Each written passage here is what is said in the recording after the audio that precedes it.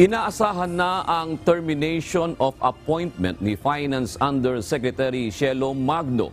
Sa inilabas na pahayag ng Office of the Executive Secretary, nakasaad dito na ang naging hakbang sa nasabing opisyal ay bunsod ng hindi umano pagsuporta sa Administrasyong Marcos at sa mga patakaran nito.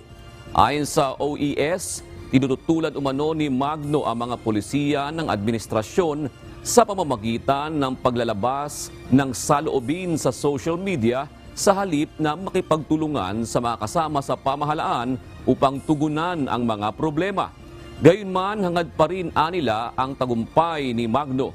Samantala, sa kanyang Facebook, ipinost ni Cielo Magno ang kopya ng dokumento mula sa DOF kung saan nakasaad ang expiration of tenure ng kanyang trabaho sa ahensya. Anya, hindi pala resignation o termination ang tamang termino, kundi expiration of tenure.